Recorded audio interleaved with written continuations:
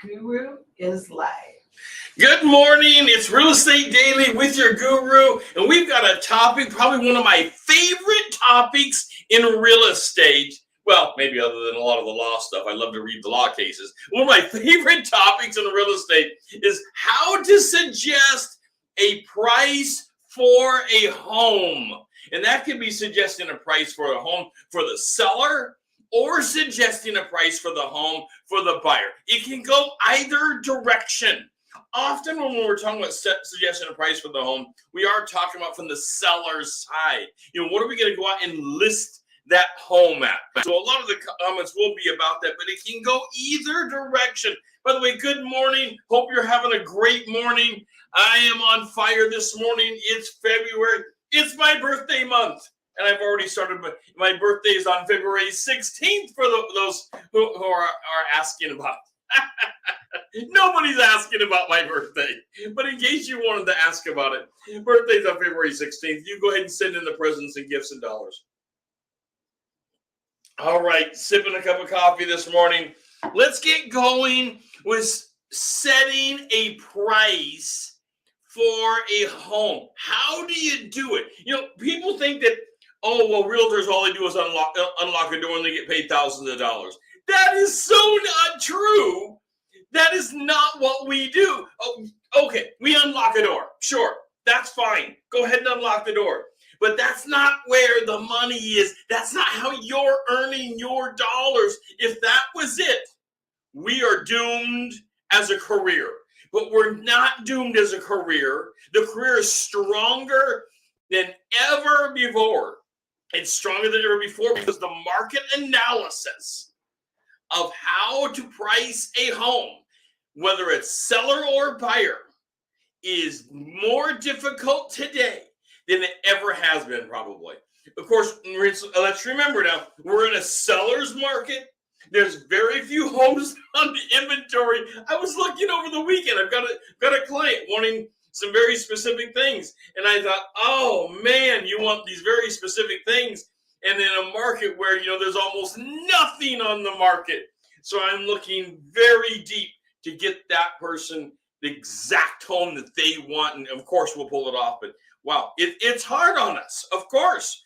Okay, so let's talk about CMAs, comparative market analysis. What is that? What does it mean? How do you do it? Where do you turn to? There's 1,000 questions when it comes to CMAs. Yet, did you notice that when you studied real estate, they never even talked about CMAs? There's nothing on the exam about CMAs. There's nothing out there to help prepare you mentally for where you're going with pricing a home. This is where your market knowledge comes to play. I'll tell you, the best asset you have, the number one asset you have, are your skills and knowledge of the local market. You can have deep knowledge of the global market. You can know all kinds of things about Panama. You can know all kinds of things about the East Coast of the United States. And these are important things to know.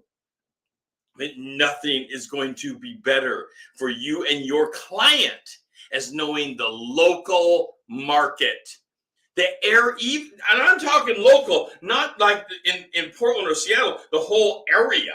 I'm talking about the local neighborhood, what's going on. This is where a CMA has to be drilled down. This is where the CMA really takes impact and has the guts in it that will reveal the actual market value. But what do we do? What do we look at for a CMA? What kind of tools do we use? Because I'll tell you, there's a lot of tools out there to use for a CMA. A bunch, but as I said, the number one tool is your acumen of market knowledge. Your acumen of market knowledge, that deep understanding of what's happening in the market at that point is critical. So let's turn to a popular one called RPR. That's the Realtors Property Resource. People call RPR all kinds of things, the price report and things. It's Realtor Property Resource, and it's from the NAR, the National Association of Realtors, supports this product, and it is a wonderful tool. Let's remember, though, it is a tool to be used. This is nothing more than a tool. As a tool, I see the following mistake out there all the time. You won't make the mistake. You're serious about your career. You are serious about supporting the client you have with the best knowledge possible. So I know you're not making this mistake. Well, let's talk about the number one mistake in the industry. People click, click, click. Here's what it says. They print the report. They hand it to the client. Here's what your property's worth. It's that big number in the middle. They don't even explain to them what the market report actually means, why it comes up to that, or what's going on with it. This is a massive mistake. This is not serving the client well. It's not actually doing what we would think about as a CMA where you are involved. RPR, I use it all the time. It's a great tool. There's other CMAs out there. There's the HomeSnap Quick CMA, and I think it does also another really good job. But there's the old-fashioned CMA where you go and pull the homes yourself that are on the market. Simply go and pull the homes. Now, what makes up a perfect CMA, in my opinion? A perfect CMA would look at things that within 30 days, and I laugh because within 30 days in this hot market, this is going to be hard to find for you, but within 30 days in that neighborhood, you're going to find 7 sales, 7 that are pending, and 7 that have sold. You all within the same category that meets and looks like the needs of that particular home that you're looking to sell, whether as a listing or to the buyer. That's hard. That's really hard. So you pull as many as you can. Sometimes you have to go outside. Sometimes you have to go outside of the neighborhood and pull additional information and do price adjustments for a neighboring neighborhood. Wow, neighboring neighborhood on a Monday morning. So for a close, a near to neighborhood to where you're at, sometimes you have to do price adjustments because you're pulling things over. There just isn't enough to compare with limited inventory. There just isn't enough. So even after, okay, all of us, well, you should be starting off with a paper review. So 123 Main Street walks in. They want to sell their home.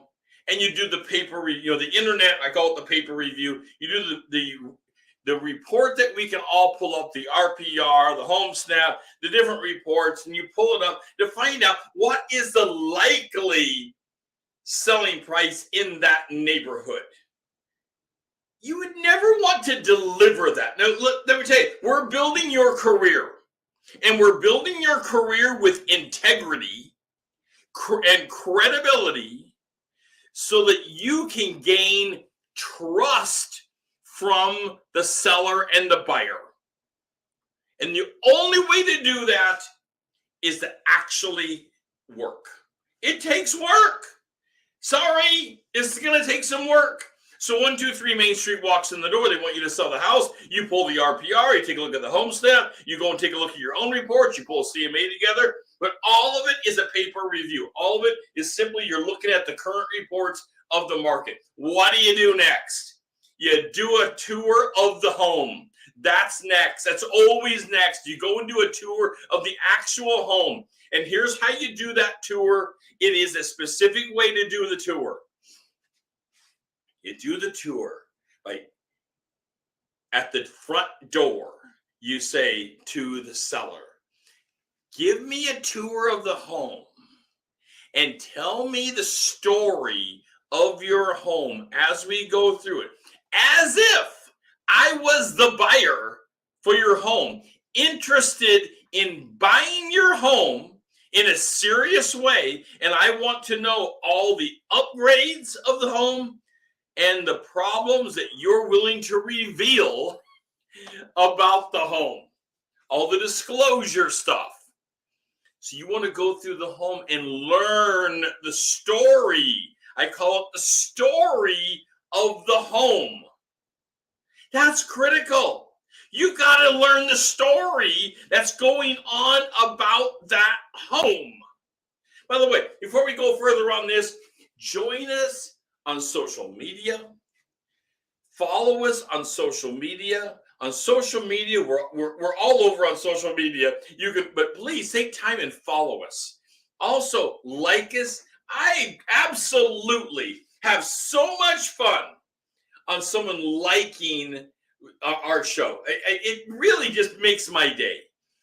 Make a comment. I get back to all comments. Comment about what kind of a show would you like to see? What topics would you like to see delivered to you? And what questions do you have about our topics? I get back to everyone. We monitor this closely. So make your comments, and on YouTube, and you can find us at the link down below on the banner. On YouTube, you need to hit that subscribe button, and that will open up the members only events. The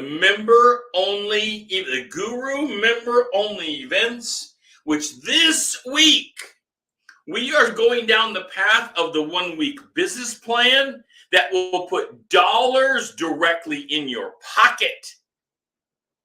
The 1 week business plan, you're not going to want to miss this, where we go deep into building your business in 22. We're not building it for 23, 24, 25. That is to come, of course.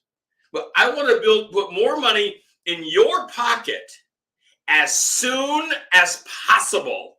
And you do that by hitting the subscribe button and joining us on the Guru members only events. Okay, back over to price. And how do we price something? So you take a tour of the home, and you've been touring the home and looking around, and you're getting that story. And of course, it's an interactive process. You're not just listening, but you're doing a lot of listening and taking notes. But it's an interactive process about asking questions. You still are not ready to price the home because you haven't dealt with something that is so large and missed all the time. Unfortunately, ends up being a category that is talked about the last second when it should be talked about as part of the core. And that is pricing strategies. Now, you know the area. You have pulled a paper CMA. You have pulled all of the comparators in the area. Maybe you've had to borrow some comparators from close in near to areas because there just weren't enough comparators for the house that you're trying to price. Okay, I get that. No problem.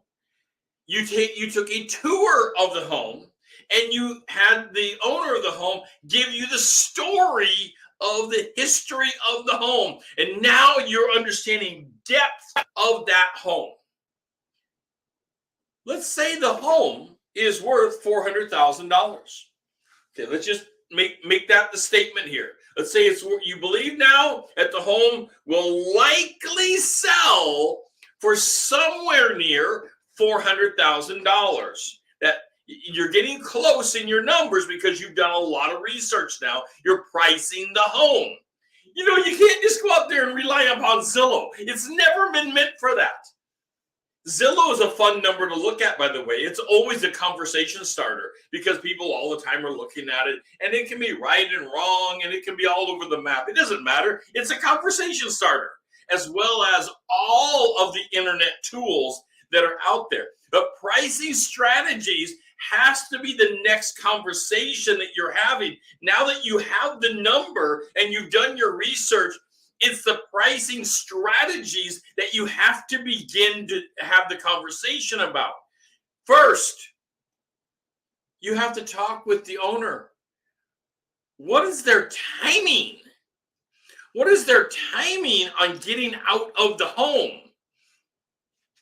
Do they want to just instantly leave? Well, that can be a part of the pricing strategy. Do they have a little time? Now, most people don't need to instantly leave. There are those that need to, but most don't need to instantly leave. A lot of people are willing to wait for the perfect price for them. So one thing you need to talk about is what we call price skimming. By the way, none of these strategies are wrong. They're just different strategies. Because people say, oh, skimming, oh yeah, that's wrong, that's wrong. No, none of them are wrong. There are different strategies to get to the price that's needed for the seller. So there's price skimming. Skimming is where you're going to that top 1% of possibility that the home might be worth. So let's say that you believe it is worth $400,000, but to the right people, it is worth $425,000. But that's really finding the needle in the haystack. And that's price skimming, where you are skimming that top section of price and looking for the needle in a haystack. That is a legitimate thing to do. It's not what most are going to want to do. Even when people they say, well, let's start high, we can always go down.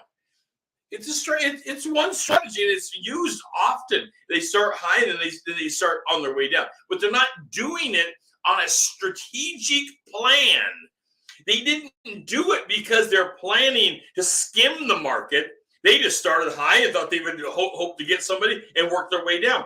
Your pricing strategy needs to mirror your marketing strategy. Hello, these two things have to mirror together. Today's not about how to market the house, but the two things have to be mirrored together of what's going on. You don't want to go out with a skimming plan and market the home as if it's a fixer. That would be ridiculous. You're hitting the wrong segment of the population. The second type, and there's a lot of strategies, the second type of strategy that's out there is pricing the home well below market value. So going back to our $400,000 house again, let's say we're going to go out for $375,000 or $365,000.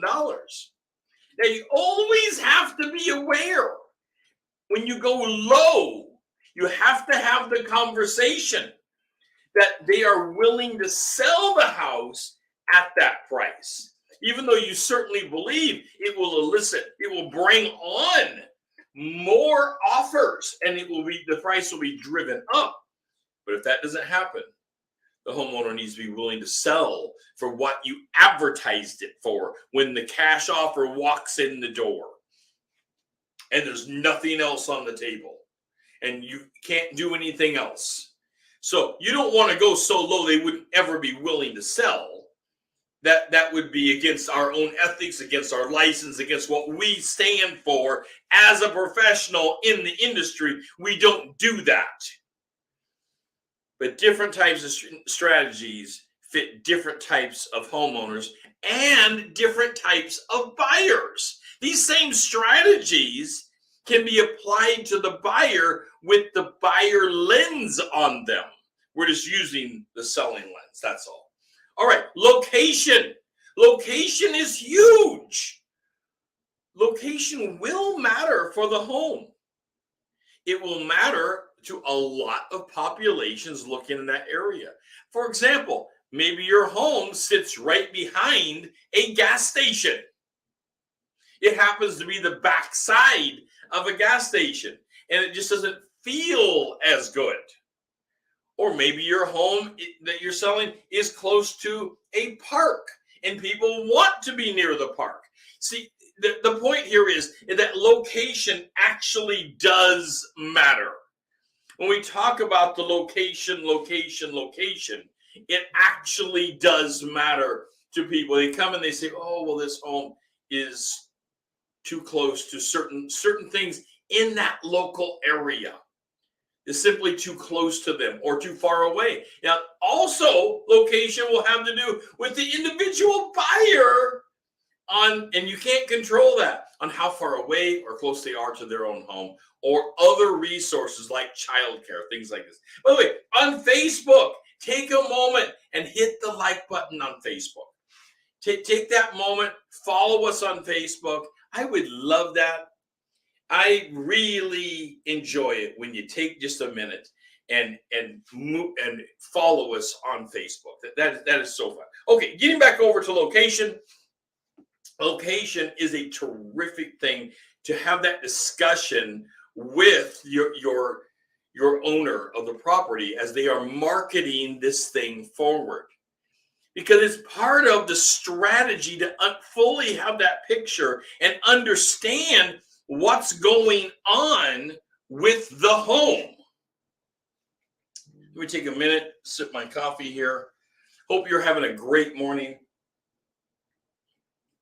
All right, let's talk style of home, because this totally has to do with pricing the home. You probably think you already considered it when you looked at the comps. But style of, you may have only looked at things like 3 bedrooms, similar bedrooms in the area, similar bathrooms, similar square footage, similar lot dimensions. Did you look at style of home?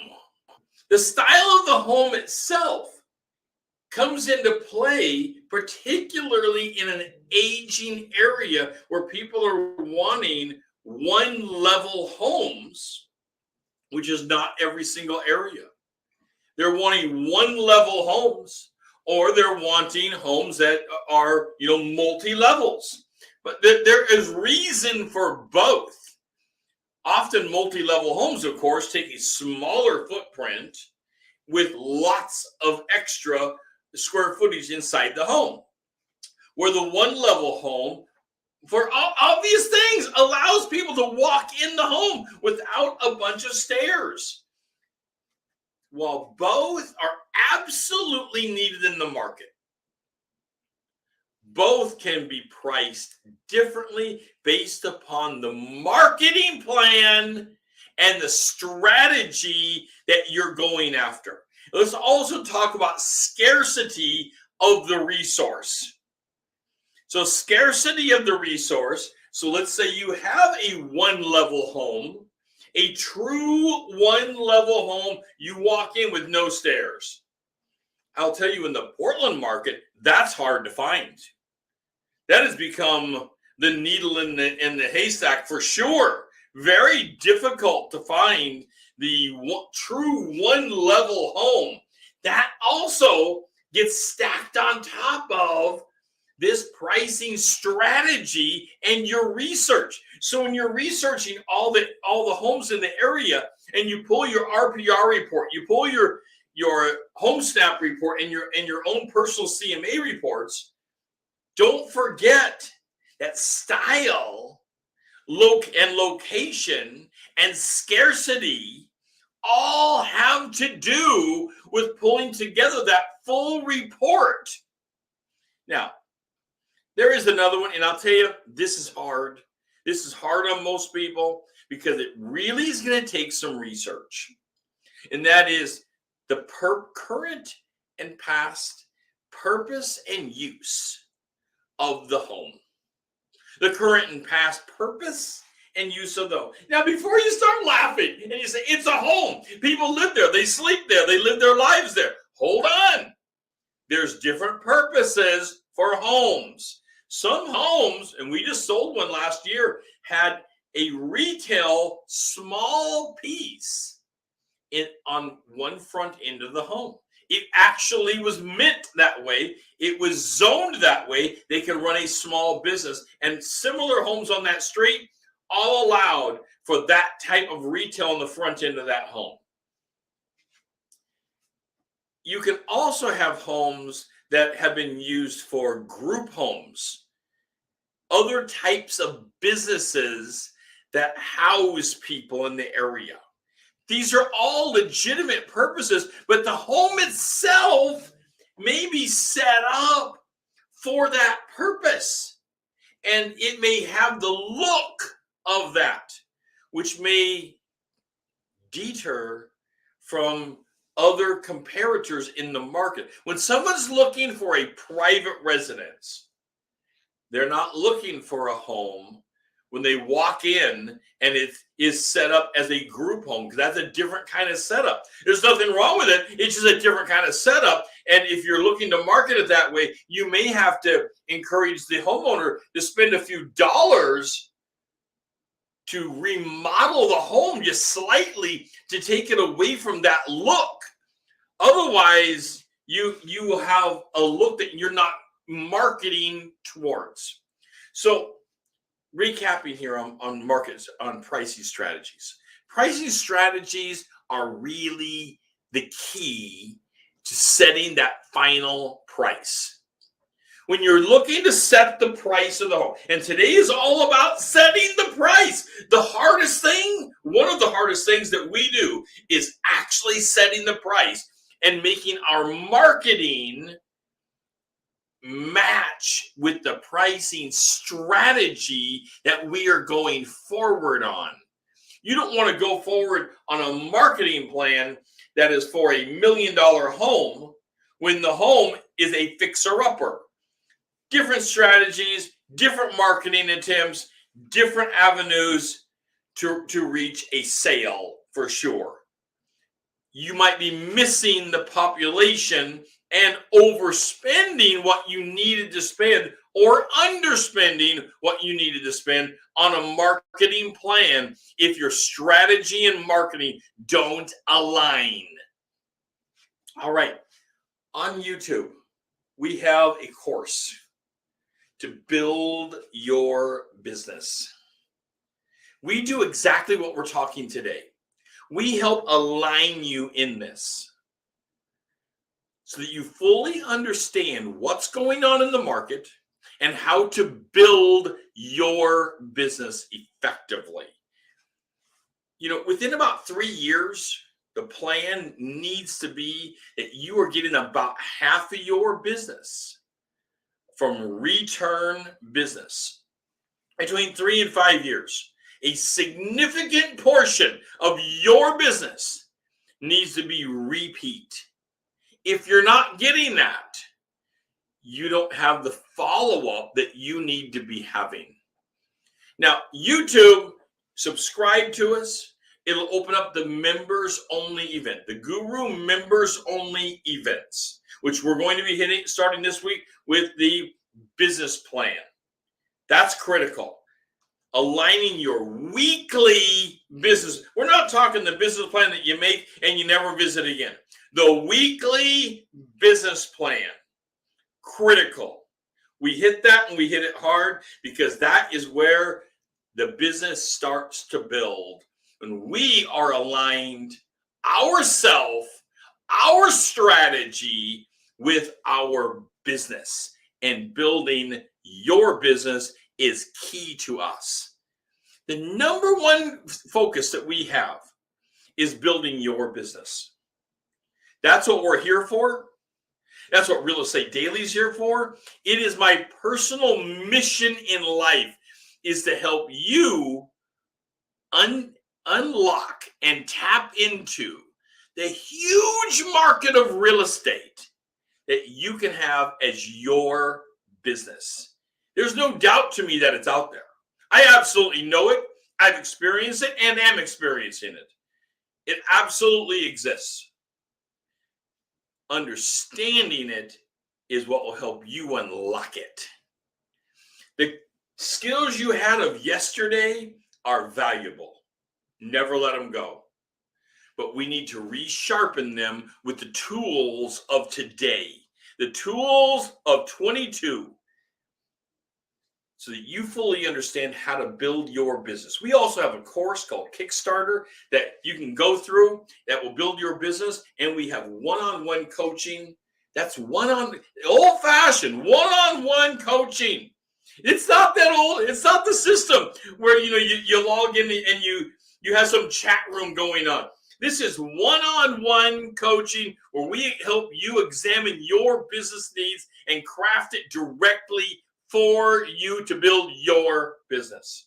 This is Real Estate Daily. We've been talking pricing strategies today and how to price a home, one of the most critical things we ever do inside of our career. And I will be talking to you tomorrow.